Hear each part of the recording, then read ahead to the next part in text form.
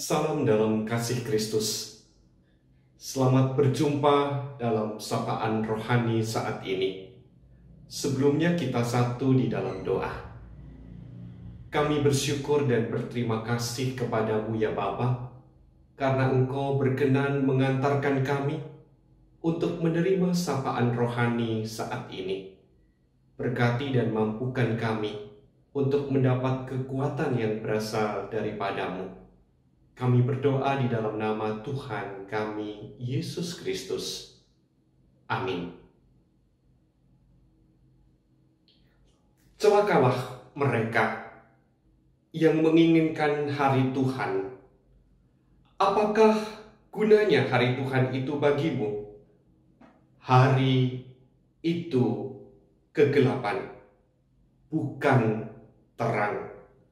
Seperti seorang yang lari terhadap singa, seekor beruang mendatangi dia, dan ketika ia sampai ke rumah, bertopang dengan tangannya ke dinding. Seekor ular memangkut dia. Bukankah hari Tuhan itu kegelapan dan bukan terang, kelam kabut dan tidak bercahaya? Kekasih-kekasih Kristus, melalui bagian dari apa yang dituliskan oleh Amos, kita sedang dipertanyakan. Banyak orang seringkali menanyakan kapan hari Tuhan itu akan tiba. Bagian itu dipertanyakan karena dianggap lebih penting dari segalanya. Namun bagaimana dengan sikap hidup yang kita jalani dan kita lakoni?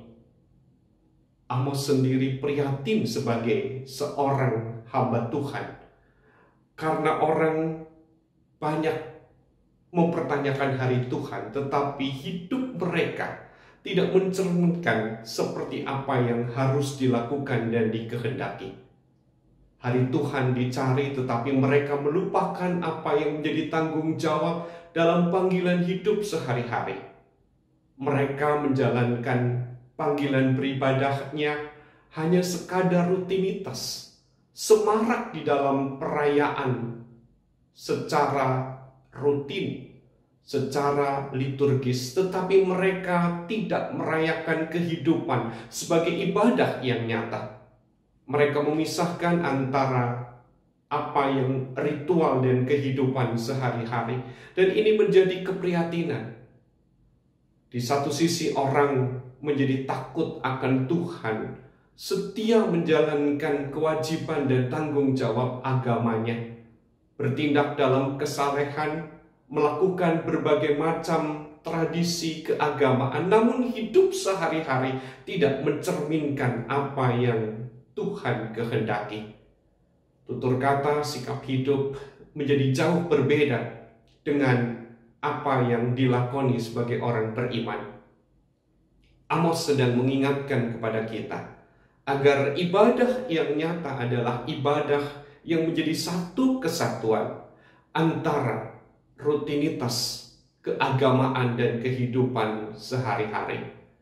Bukan hanya menaikkan pujian, berdoa, memberikan persembahan, rajin ke gereja, namun bagaimana sesungguhnya sikap dan tindakan hidup orang beriman sehari-hari terhadap orang-orang di sekitarnya. Sebagai seorang suami terhadap istri, seorang istri terhadap suami, seorang anak yang menghormati dan mengasihi orang tuanya, dan orang tua yang menerapkan kasih kepada anak-anaknya. Bukan sekadar kewajiban rutinitas keagamaan, namun apa yang dilakukan dalam rutinitas keagamaan juga semestinya disertai dengan tindakan nyata.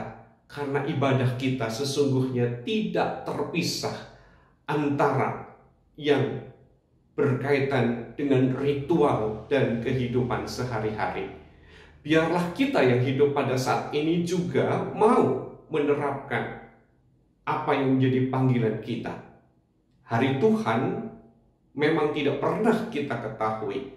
Yang terpenting bagi kita adalah bagaimana menjaga agar hari Tuhan itu kita jalani dan kita lakukan di dalam kehidupan yang nyata dengan bertindak, dengan menjalankan tanggung jawab kita sebagai orang beriman yang menyatukan apa yang seharusnya menjadi panggilan dalam hidup yang nyata. Tuhan Yesus menyertai dan memberkati kita semua.